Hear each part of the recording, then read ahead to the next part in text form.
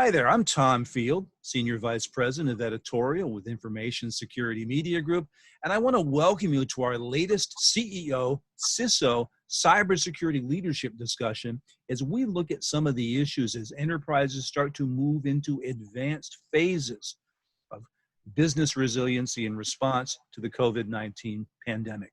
Joining me here today, I'm pleased to introduce on our screen right now, from the CEO community, we have Michael DeCesare, CEO of Forescout, Husayn Kassai, CEO with Onfido. From the CISO community, we have James Bone, CISO of GRC BlueBook, Jeff Brown, CISO of the state of Connecticut, Stephen Davis, CISO with WR Grace, and we've got Chris Lugo, CISO with Danaher Corporation. Gentlemen, each of you, thank you so much for taking time to speak with me today. I want to get started right away. I'm going to ask our CEOs, Michael and Husayn, to respond to this first question first, and then CISOs, please jump in and offer your perspective. My question is, as we move into the next phase of our response and our planning around this new remote work environment, which isn't new so much as it is the norm now, what do you believe the near-term future looks like for your organization and for your customers? Michael? Like many of our customers, we are now working from home. We have our employees safely working from home. And I think that that's going to be the way that it is for a little bit of time. I'm super proud of the way that our employees and our customers have rallied to kind of get their employees working remotely in a safe environment. But we have to recognize this is not a permanent thing that we've done, that, even if there's maybe a little bit more tolerance, let's call it, for people working from home on a go-forward basis, at some point we're going to be bringing employees back to the offices. We're going to have to figure out how to kind of reintroduce many of those devices that have been offline for many months. And I just want to point out that there's a set of cybersecurity challenges that come with that, the same way there was when we were first figuring out how to get our employees home to begin with. Some of the considerations as we go back to a normal set of affairs is digital access in a much more seamless yet secure way. That we're now all becoming more cognizant of every time we touch something, like at an airport or a train station or even accessing a building, how some of those might be digitized in ensuring the right person is gaining access, and yet there's as little physical touch as possible.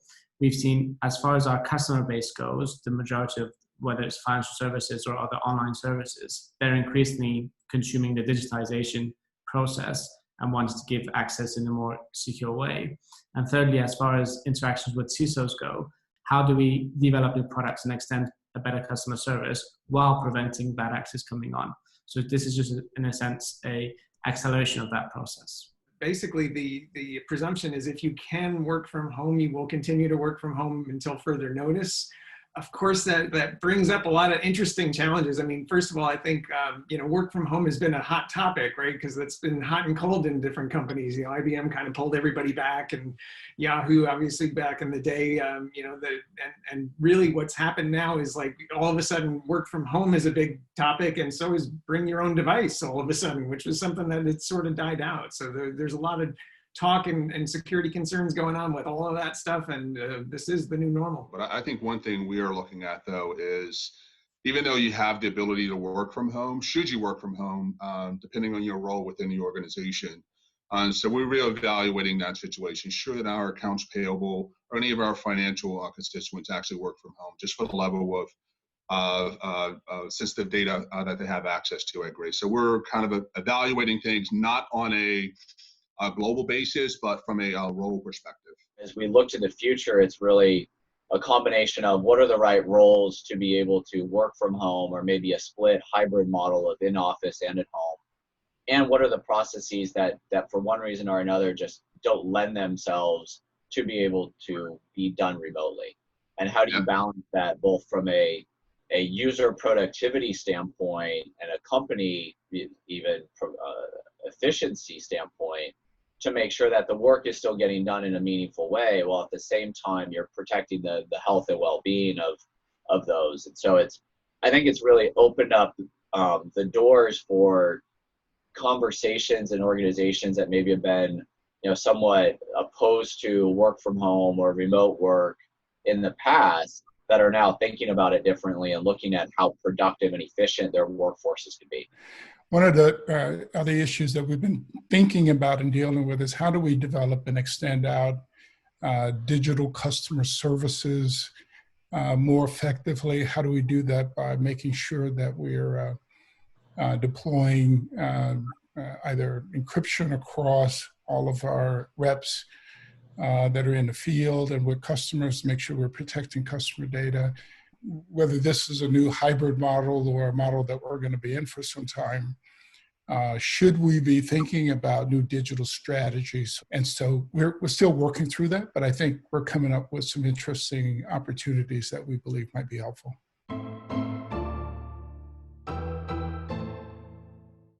Gentlemen, let's talk for a bit about cyber resilience. As you know, cybersecurity professionals in particular had to marshal tactical responses to the impact of the COVID-19 pandemic. And it's clear now that many of the shifts are going to become permanent, as some of you have talked about here. So my question is, now that we've scrambled to put in place an immediate response to the sudden shift in work environments, what initiatives are you developing to move toward a true cyber resilient business model? Part of this is a recognition that it's incumbent upon all organizations, especially if you're dealing with sensitive information, to think through how you can improve and move towards a continuously stronger security setup.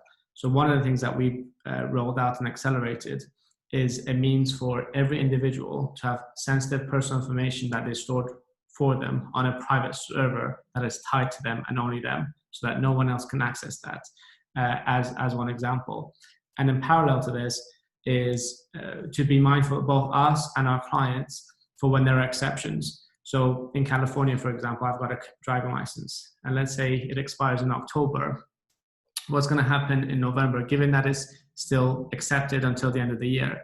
In November, if I present a Californian driving license that has expired in October, it should still be accepted in November.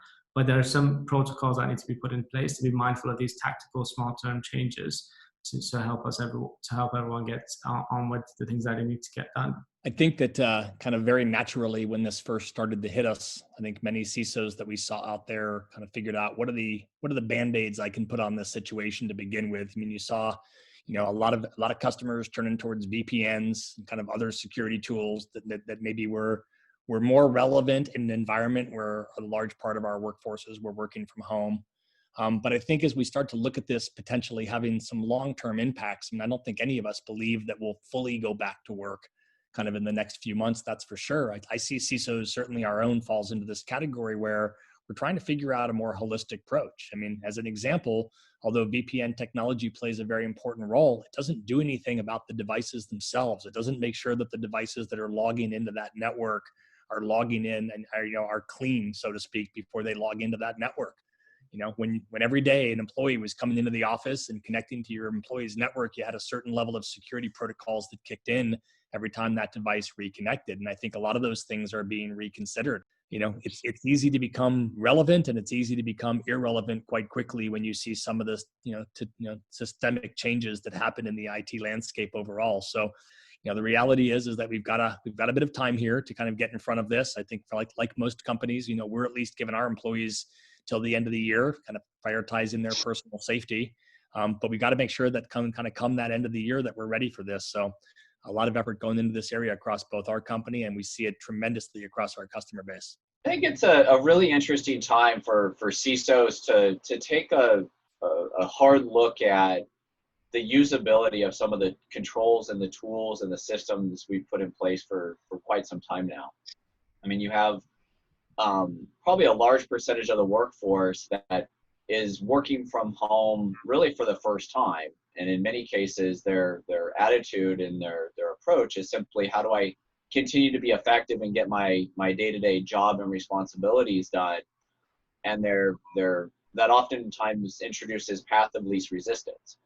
And so how do you think about the flexibility, the adaptability, and even the ability to scale to a remote workforce, that you still have the right visibility into what's happening, whether that device is corporate issued, company issued, or they're connecting via VPN, or they're connecting to a SaaS solution, but still accessing company sensitive information.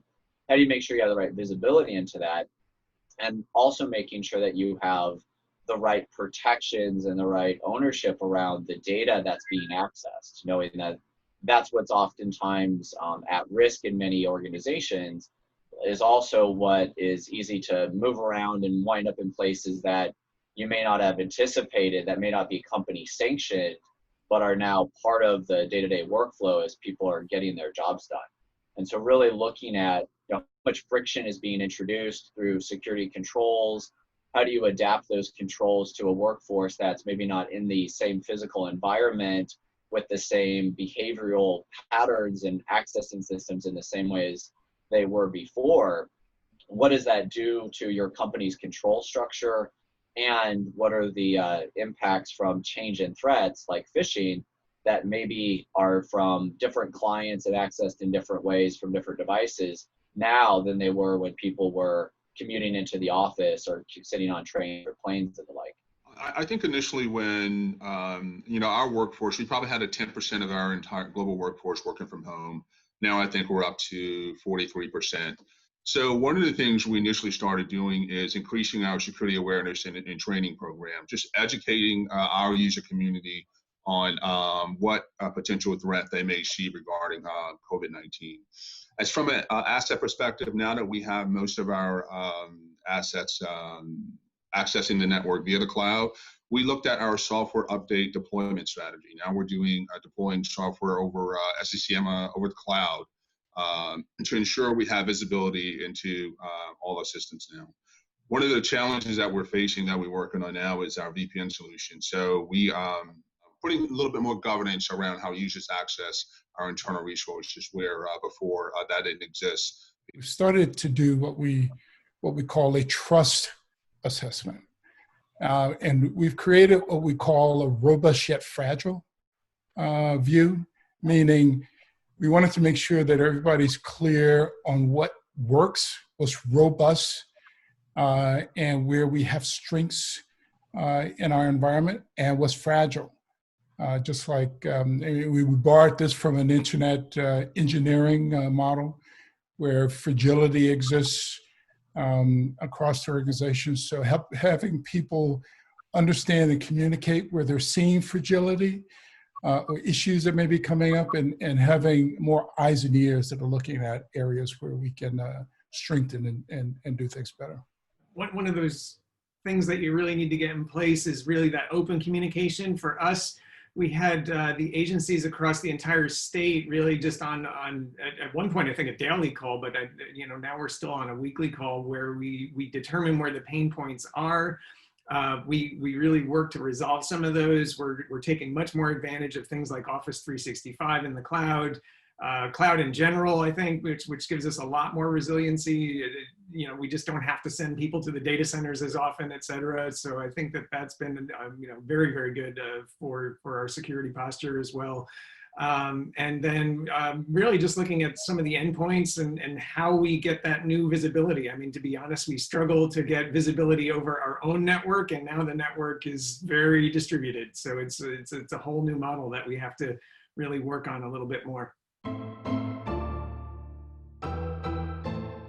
So I'm going to want to talk for a bit about insider risk.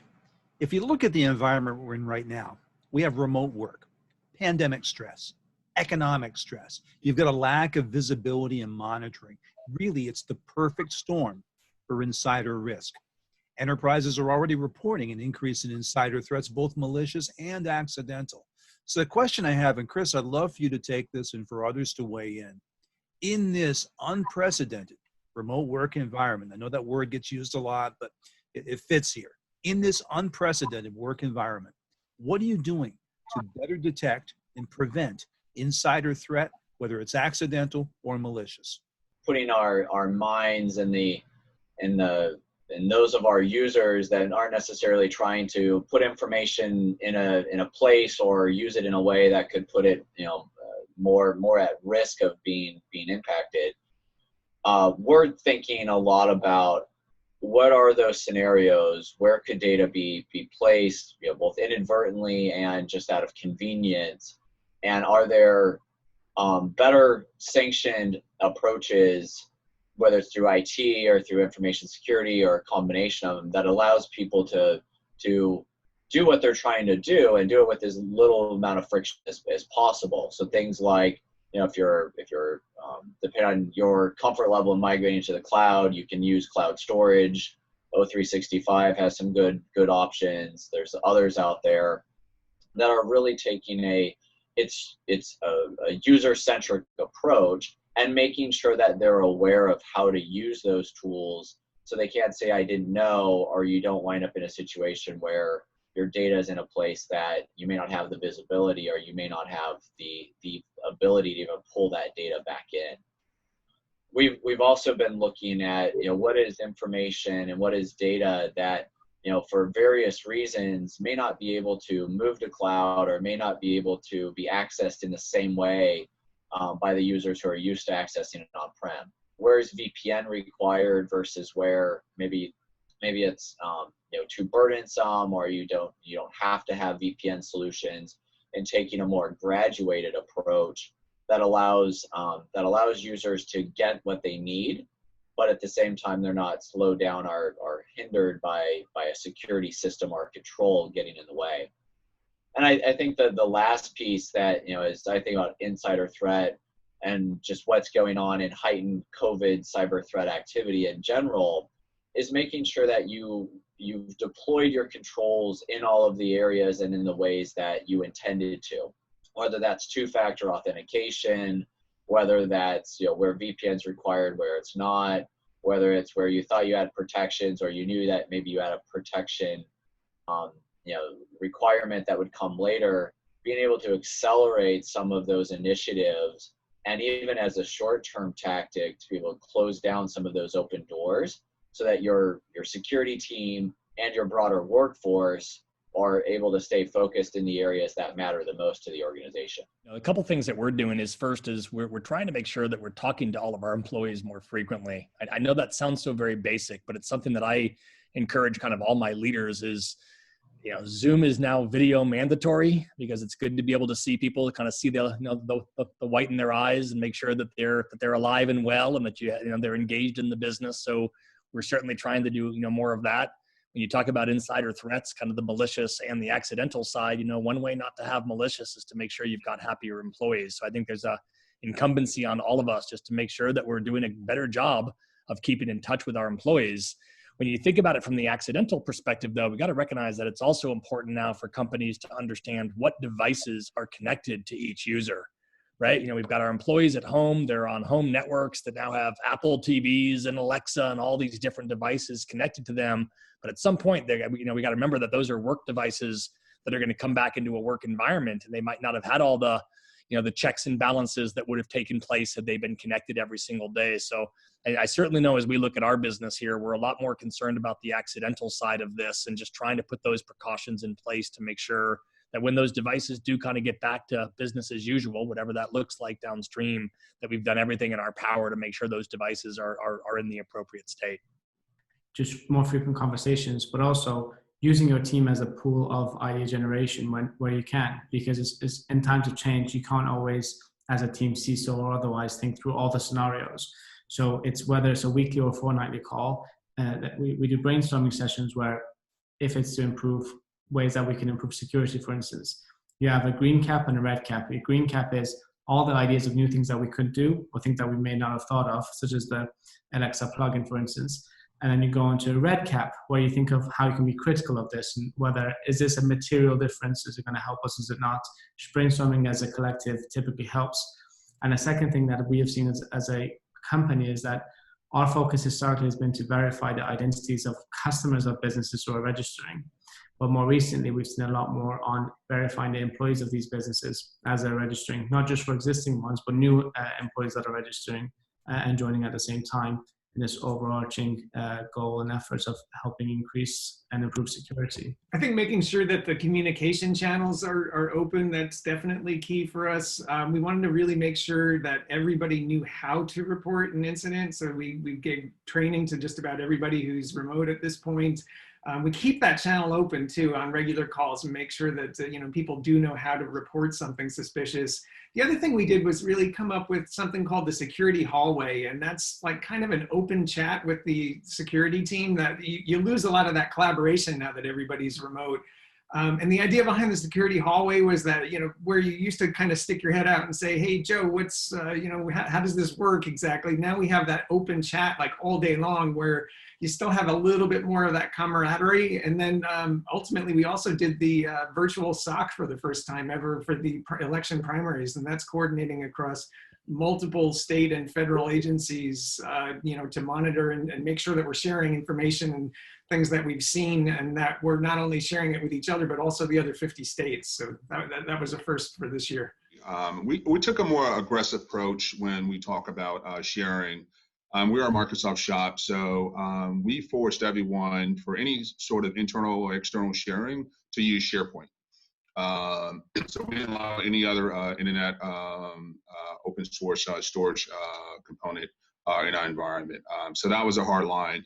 And in the process, we set up a virtual security operations center. I mean, we have some endpoint components with some specific use cases to allow us to detect what we would call abnormal activity from a user perspective and a system perspective, which we would hope give us some sort of early warning instance as it relates to an insider threat. We sort of break our insiders up in sort of benign insiders versus malicious insiders.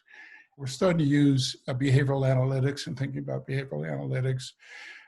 We've created also a shadow IT process whereby when individuals want to use it, I mean, we don't actually discourage it, but we have developed controls around it and approvals and authorization so that people can be more efficient, especially right now.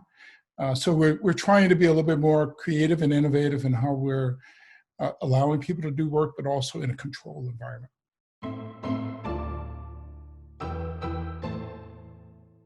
Jim, I want to make a shift and talk a little bit about the speed of work and how it's harder to keep pace with it. If you look at some of the recent research, it can take more than 200 days on average for organizations to detect a breach. It can take 73 more days to contain it. If you combine that with technology such as 5G that can increase download speeds of up to 100 times faster than 4G, it's going to be harder for companies to detect malware, ransomware, and other malicious algorithms in time to be effective. So my question, and Jeff, I'd love to start this with you.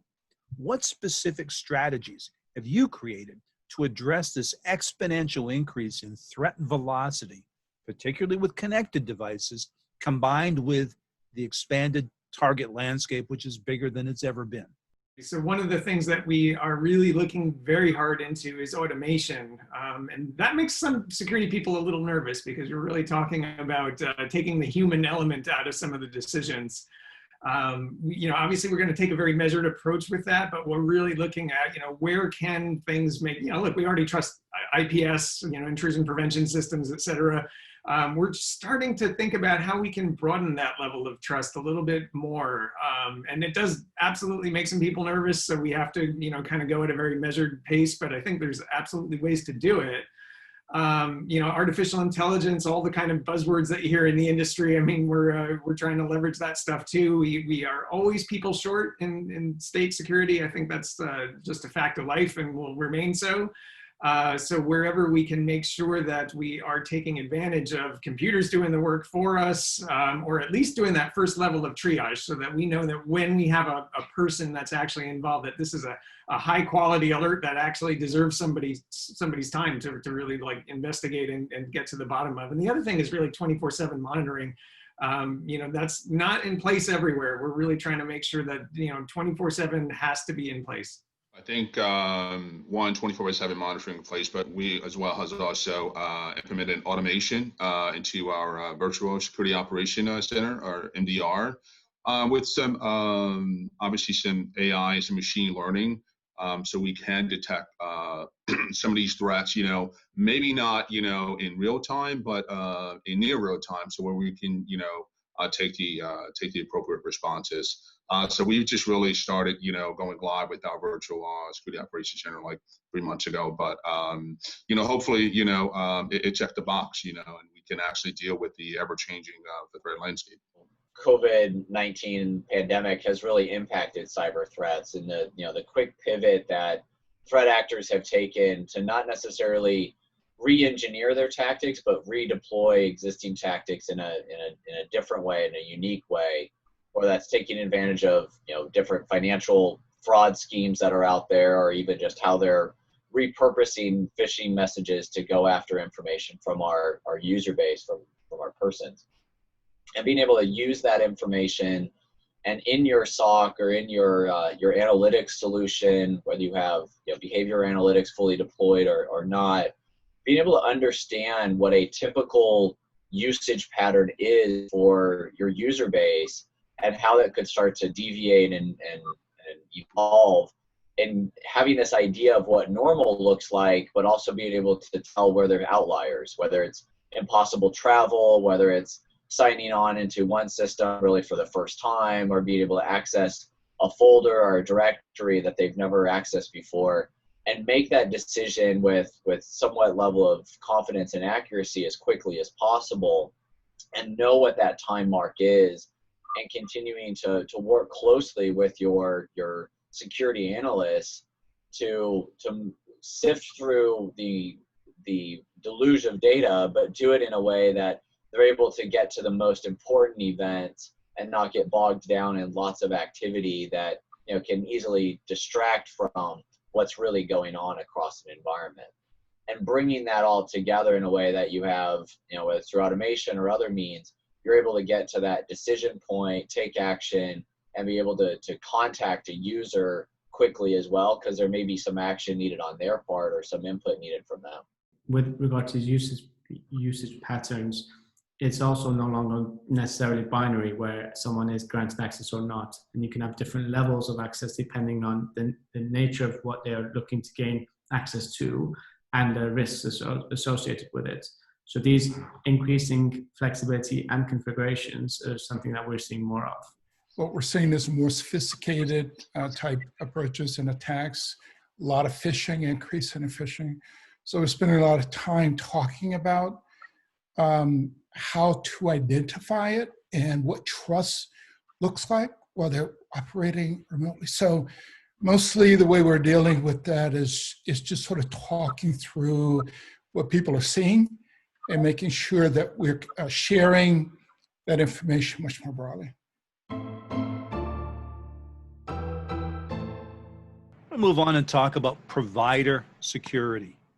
So the 5 biggest tech companies, Facebook, Apple, Amazon, Microsoft, Google's parent company, Alphabet, they hold the most data security patents among them. Yet Facebook security wall has been breached. My question, and I want to start this, James, with you and hear from everybody else. What assurances are vendors providing that the solutions themselves are secure? And what vetting processes are CISOs putting in place to assure themselves that they're narrowing their attack surfaces? We have metrics for our vendors, key risk metrics that we meet with.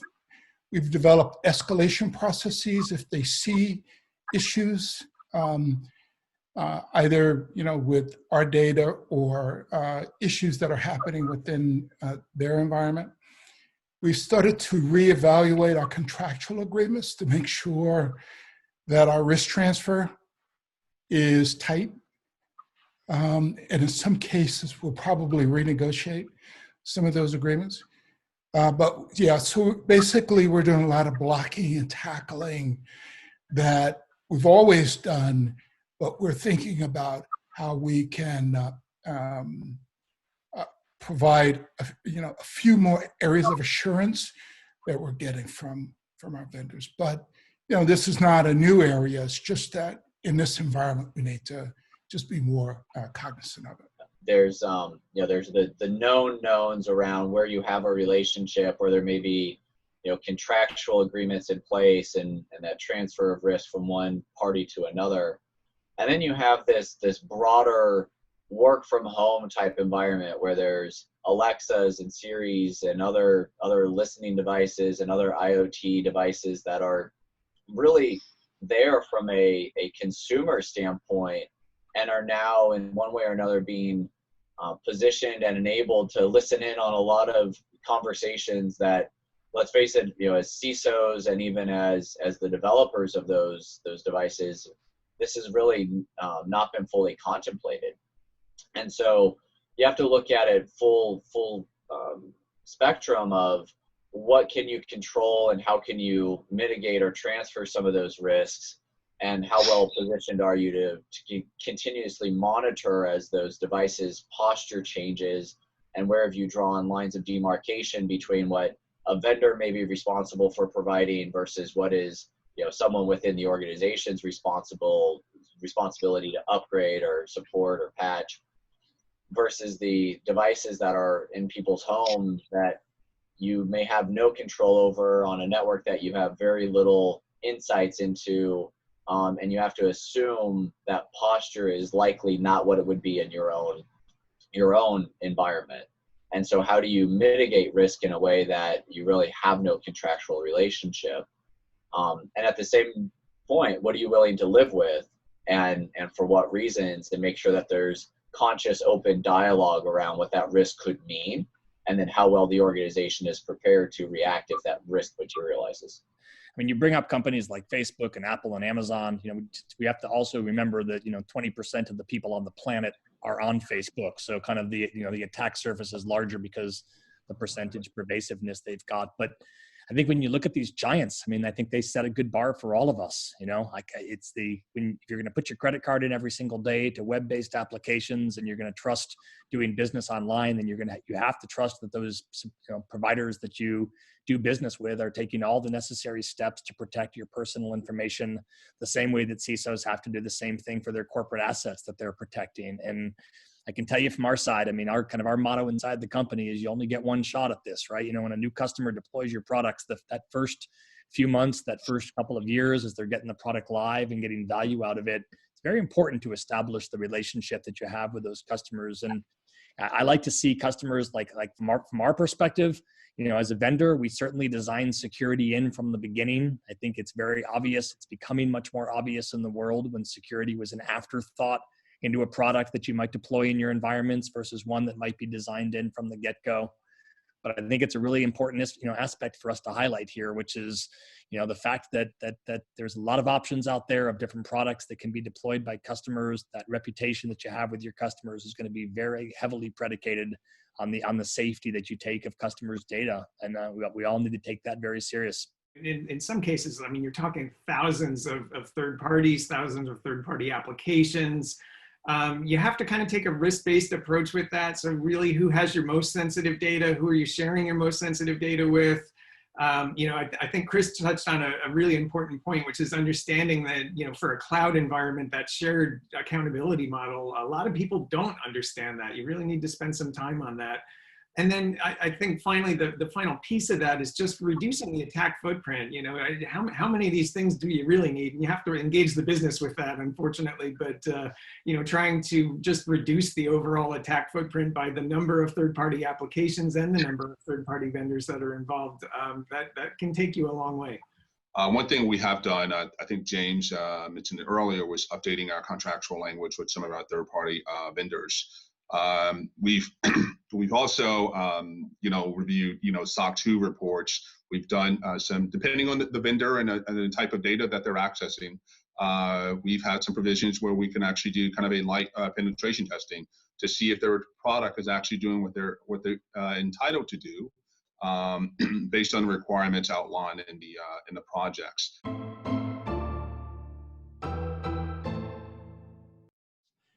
Over the next year, what security controls do you expect to see budgeting for In what order might they be implemented? How would you prioritize those controls?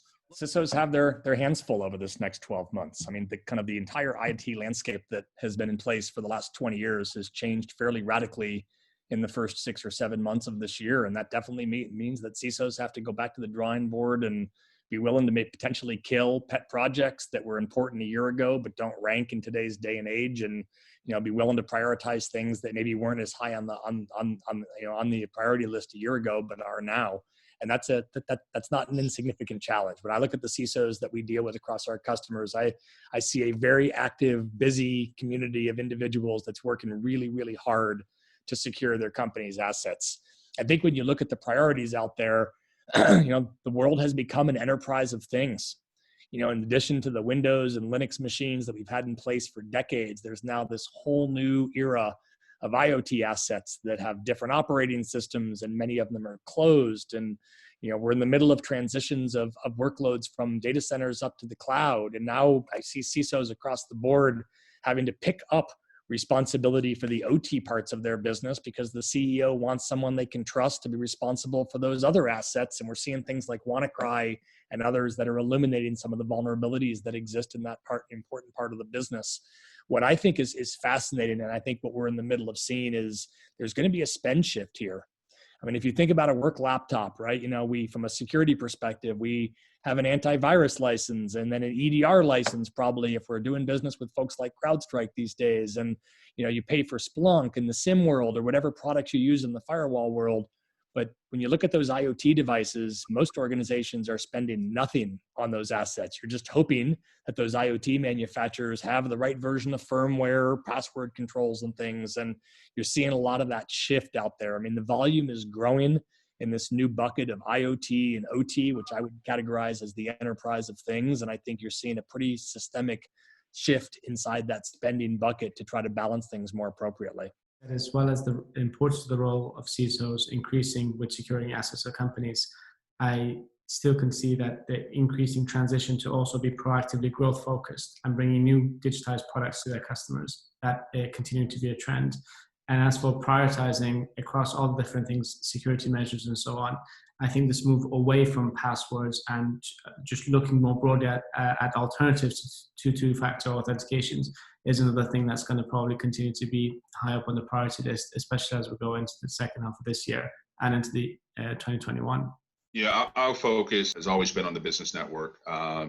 We have manufacturers in manufacturing plants in over 10 countries. So we have not provide the same level of security due diligence for our plants. We talk OT, IoT, in that process environment. So for the next 12 months, that's really going to be our focus, ensuring that, we provide the same level of security control, protection, detection, and defenses as we do with our business network. I think it's a good time for CISOs really to make the strong case for what's old is new again, and at the same time, maybe some different approaches to segue into new areas of protecting their environments. Things like identity and access management.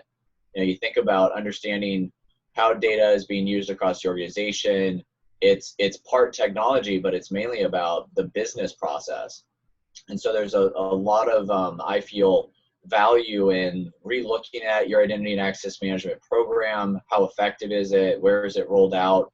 And how does that extend to other parts of the organization, whether it's OT and knowing what devices are on your network and where and how they're being used in critical business areas, and making sure that you've put the right resiliency and protections around those areas. A lot of the focus on our endpoints right now, we certainly just better visibility, I think, is probably number one.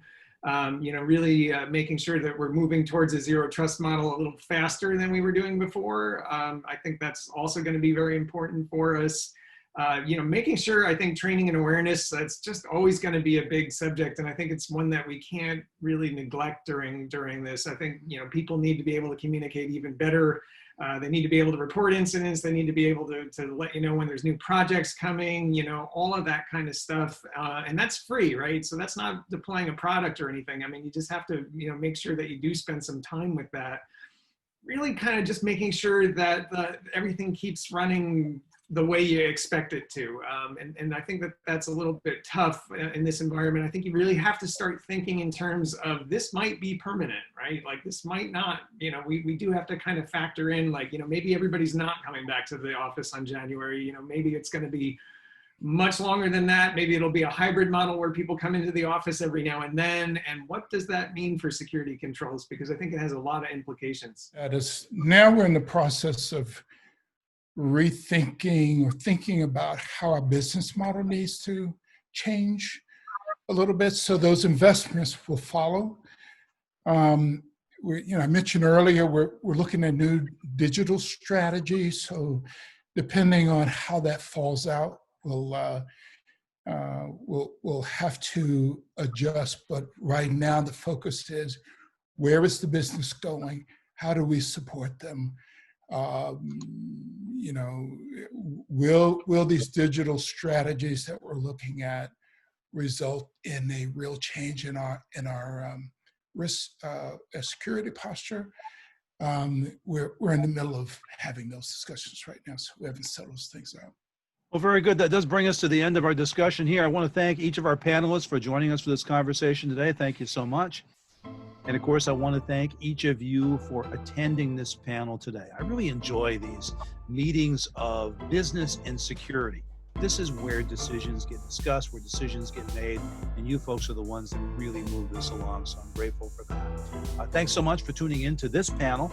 We will have future panels upcoming, different topics. If it's something you want to participate in, please let me know. For Information Security Media Group, I'm Tom Field. Thank you so much for watching us here today.